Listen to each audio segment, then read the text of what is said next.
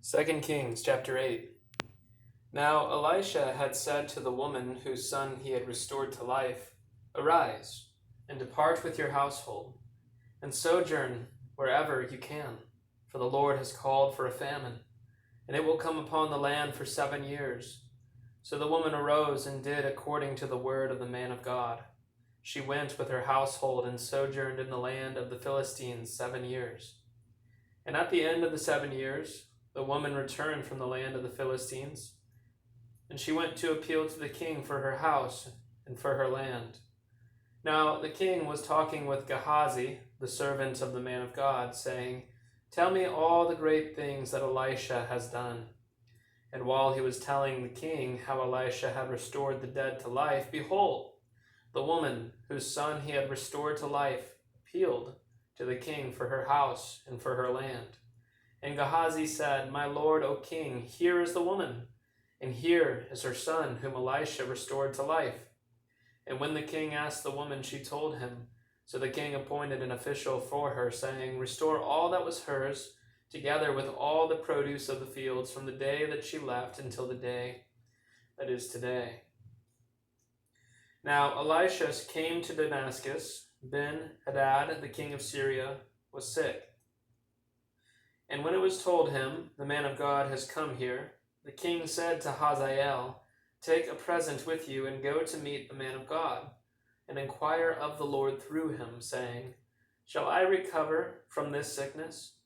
So Hazael went to meet him and took a present with him, all kinds of goods of Damascus, 40 camels' loads. When he came and stood before him, he said, "Your son Ben-Hadad, king of Syria, has sent me to you, saying, 'Shall I recover from this sickness?'" And Elisha said to him, "Go, say to him, 'You shall certainly recover, but the Lord has shown me that he shall certainly die.'" And he fixed his gaze and stared at him until he was embarrassed, and the man of God wept. And Hazael said, "Why does my Lord weep?" And he answered, "Because I know the evil that you will do to the people of Israel. You will set on fire their fortresses, and you will kill their young men with the sword, and dash in pieces their little ones, and rip open their pregnant women." And Hazael said, "What is your servant, who is but a dog, that he should do this great thing?" Elisha answered, "The Lord has shown me that you are to be king over Syria." Then he departed from Elisha and came to his master, who said to him, "What did Elijah say to you?" And he answered, "He told me that you would certainly recover." But the next day he took the bedcloth and dipped it in water and spread it over his face till he died, and Hazael became king in his place. In the 5th year of Joram the son of Ahab, king of Israel, when Jehoshaphat was king of Judah, Jehoram the son of Jehoshaphat, king of Judah, began to reign.